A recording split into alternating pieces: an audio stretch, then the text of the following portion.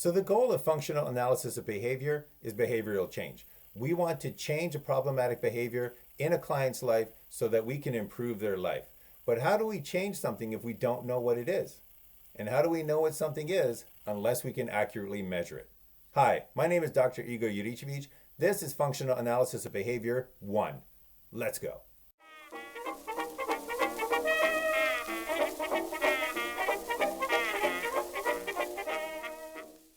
All right, so today we're going to be talking about measuring behaviors. Previously, we talked about assessing behaviors and identifying socially significant target behaviors. And now we're going to talk about how to focus in on those target behaviors and accurately measure them.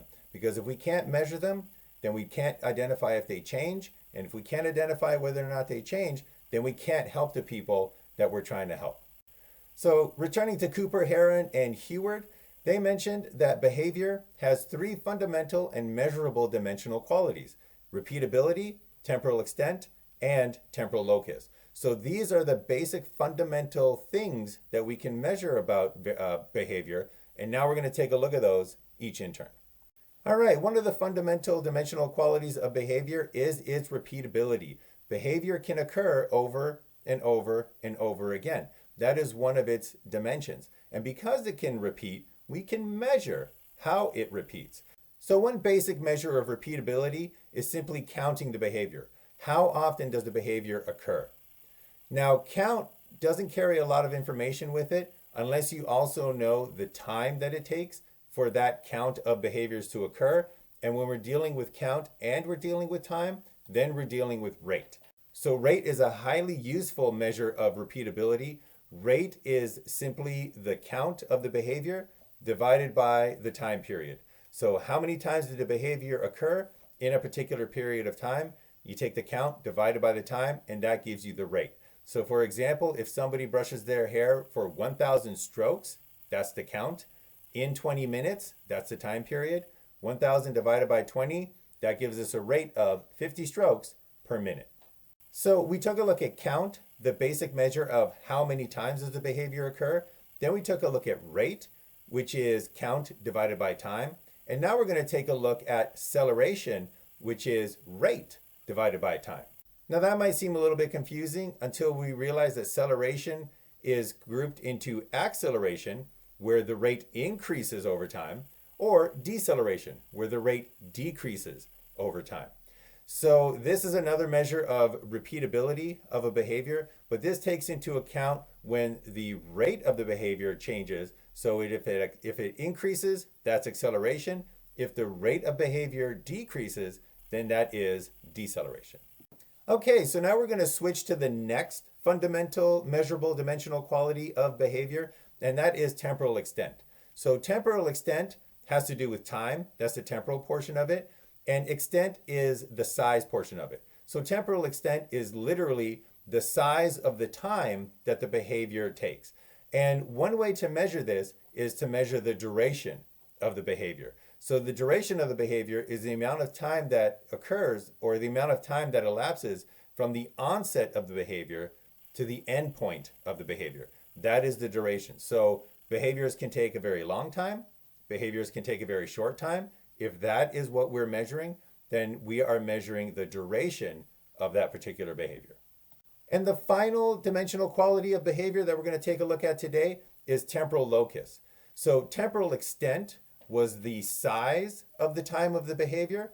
Temporal locus is the location of the time of the behavior. So not how long a behavior takes, but when does it occur? What is its location in time?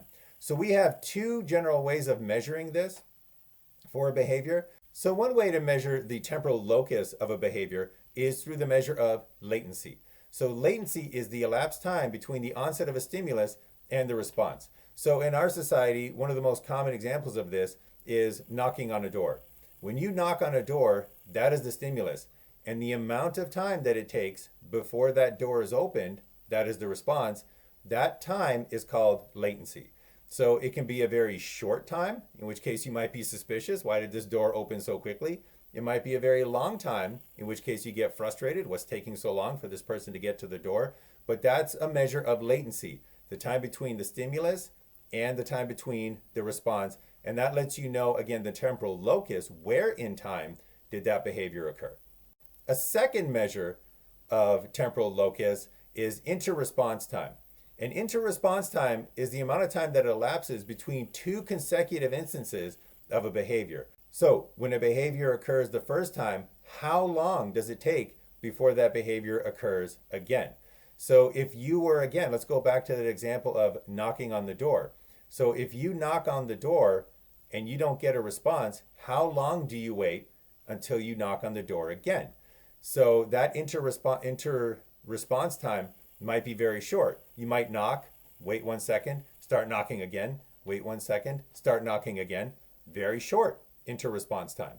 The interresponse time might be incredibly long. You might knock on the door, decide that nobody's home, come back another day, 24 hours later, knock on it again, in which case we have a huge interresponse time. So the interresponse time, again, is the amount of time that it lapses between two consecutive instances of the behavior. And again, this lets us know not how long the behavior takes, because we don't know how long you were knocking on that door for, but it lets us know when the behavior occurs. In this case, in that final example, it occurs on day 1, and then it occurs again on day 2, 24-hour interresponse time. All right, so that is it for today. Today we took a look at the 3 fundamental dimensional qualities of behavior: repeatability, temporal extent, and temporal locus. We took a look at how to measure repeatability using count, using rate, and using acceleration.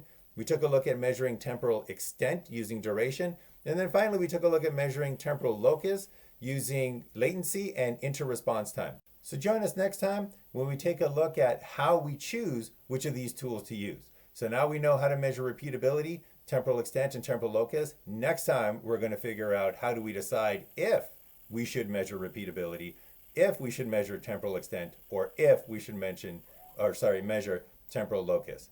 So thank you for staying with me until the end today. Until next time, stay frosty, stay functional.